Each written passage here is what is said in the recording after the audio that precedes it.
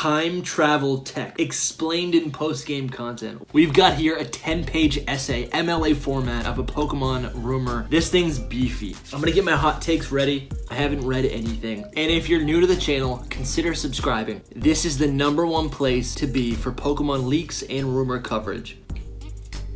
All right. Let's get into the rumor. I have a very interesting update to share about the upcoming Pokemon Diamond and Pearl remakes. My English is not the best as I suffer from dyslexia, and my source, which is under NDA, is not English. Alright, I'm not a lawyer. If you get an NDA, you shouldn't be saying anything. That's how it works, right? Don't say anything. First tidbit about the game, Battle Frontier is one of the last features to be added in the game. Initially, it was not a feature that Game Freak was going to include. They only wanted to include the battle park with the battlegrounds. My friend mentioned they had Shigeru Miyamoto in the office to see how everyone was doing, adjusting to new protocols and how well they settled in. My friend overheard him speak to director Shigeru Omori and Haruki Tani about adding more features, which included the Battle Frontier. At first, Shigeru debated it was not needed, but then the long discussion ended. Oh my god, this is dramatic. Which concluded that the Battle Frontier should be added even if it's quite late in the game's development.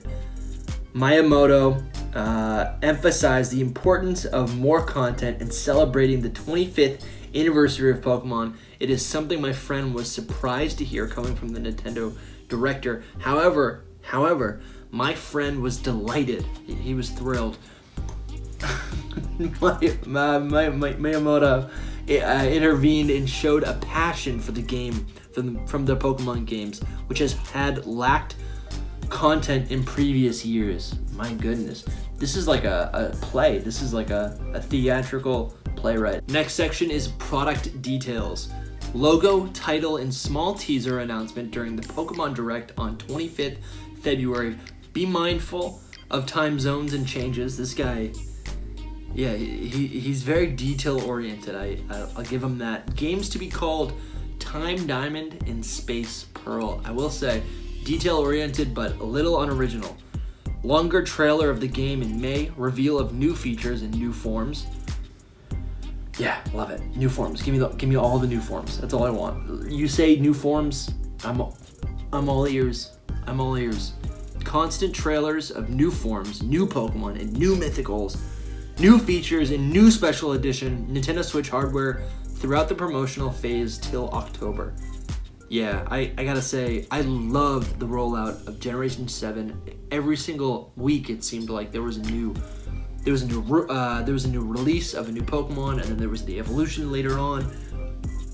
Yeah, I want new Pokemon introduced every single month. That was so much fun to speculate on shinies and what they're gonna evolve into, what their types are, what the background is.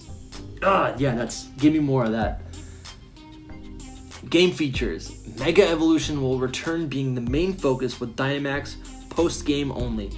Interesting. You will receive a bracelet that will eventually give you the option to use any of one of the game mechanics during battle. See, that's an interesting way to put it. Like, there's these 3 main battle mechanics, and people always say, oh, how are they gonna work all in one, right? If they're all viable, how are they gonna work? You just limit one per battle. That's how you do it. Once either one of the mechanics is used, you will not be able to use the other. The idea is to make competitive battles more interesting. Megas were hinted in the Crown Tundra by Peony. Really? I'll have to go back. I don't remember that at all. Pokemon will follow you throughout the whole journey. That can be good, and if it's like Sword and Shield, that might not be too great. Shiny Pokemon will be visible overworld. Wow, okay. Yeah, I know people love that, and I do love that. I don't know if I'm willing to go into a rant right now, but I would love that. But I do think Let's Go made shiny Pokemon a little too easy to obtain because you could see them in the overworld, right? You're essentially seeing like 5 to 15 Pokemon in one encounter, right? In the time of one encounter, you go into the route and you see 15 Pokemon. That's 15 encounters. I think if they bump up the shiny odds to 1 in 8,000 again, and then give us shiny Pokemon visible in the overworld, I think that'd be really cool. That's how I would incorporate shiny Pokemon in the overworld. Poketch returns with visual improvements. Yeah, I've been listening to the Experience Share podcast, and they've been playing around with the Poketch, and it's really got me thinking about like how they are going to incorporate, or what kind of apps they could incorporate into a Diamond and Pearl remake. I mean, there's so many great apps, simple apps, on our actual phones, on our actual smart watches. Like what new things could they put in the Poketch? I'm curious about that.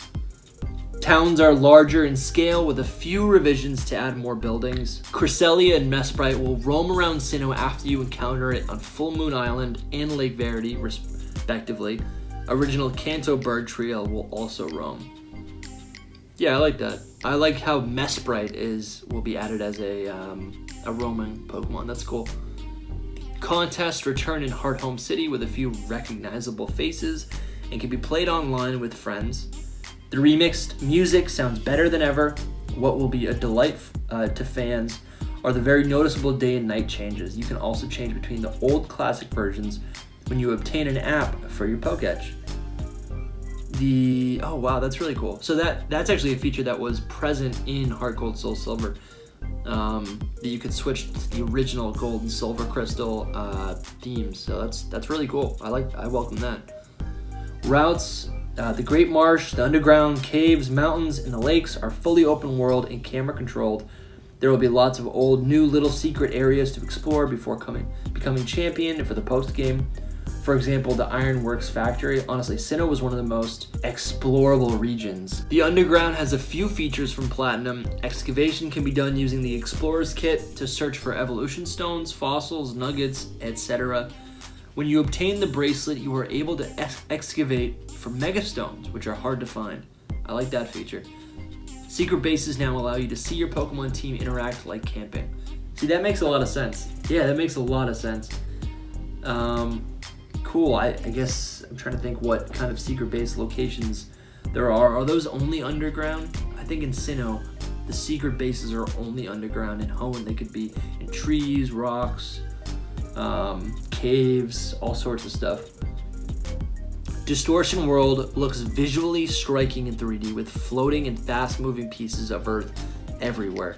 The camera moves with speed motion effects as you move to different parts in the area. The whole camera trick to create a sense of disorientation will be challenging for the player. That sounds ambitious.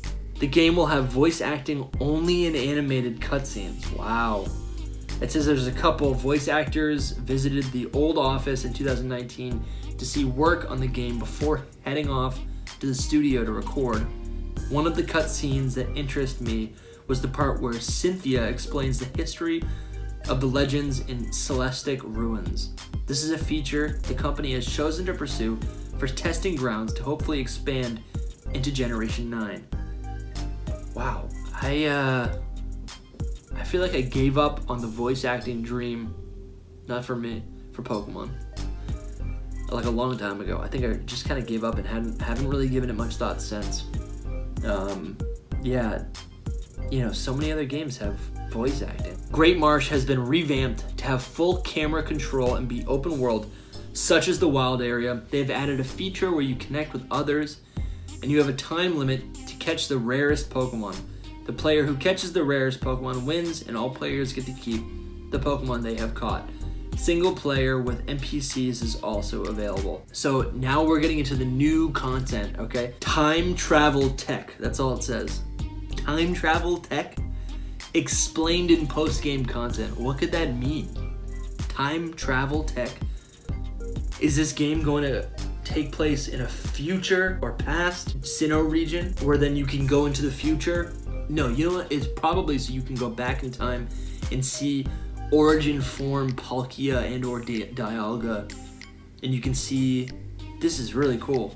So Palkia and Dialga have new forms and abilities. Palkia and Dialga new ability is Cosmic Inflation, an ability that activates a Trick Room like effect throughout the whole battle. Giratina has a final boss form which is based on its origin form, not its alternate form.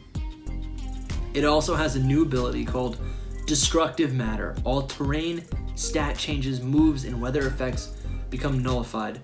Neutralizing gas has no effect on this ability. So that's, yeah, okay. Arceus will have a new item called Rod of Authority. When attached, it will change into its final judgment form. Think of how Zamazenta and Zacian change. It will learn a new attack that is always 2 times or twice as strong against the opposing Pokemon. In item details, Rod of Authority is described as follows. This item changes the form of Arceus.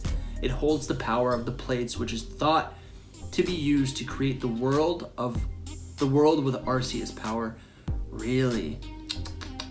So is Arceus gonna get a new form because of Rod of Authority? That sounds like a staff or some sort of Triton type ability, something that would require opposable thumbs to wield. I guess as a psychic being, it could float. It could, like, use telekinesis to hold or equip any sort of item. But this, I don't know, is Arceus gonna get some sort of like humanoid godlike form? Maybe. Aura Burst Lucario, similar to Ash Greninja. Oh, come. Of course. All right, interesting. We'll show an anime first and will be given as a special distribution event for the games. This actually makes sense. Lucario is something that Ash has in the anime. Yeah, okay. Aura Burst Lucario. So that's essentially a mega. It's like a new mega for this game. Yeah, I buy that. I buy it. Yeah, I buy it. Okay, graphics. There's no Swish or Let's Go engine. Game Freak uses the same engine and will change the art style for this game. Expect to see sharper, more vibrant, and detailed visuals that are more akin to Swish than Let's Go. Well, it says vibrant, but it says it's going to be more like Swish. That doesn't make any sense to me. Vibrancy is Let's Go. Vibrancy is Heart Gold, Soul Silver, and other Gen 4 games. I mean, I'll take it. If it's vibrant, I love it. I want Pokemon to look like a cartoon. I don't want realism, okay? Realism does not age well. Pokemon games are forever. Thanks so much for watching, everyone. If you like this video, go watch some more. We're trying to build this channel up big in 2021. 1,000 subscriptions is my goal this year. Let's reach that goal together. I'll see you in the next video, and good luck hunting.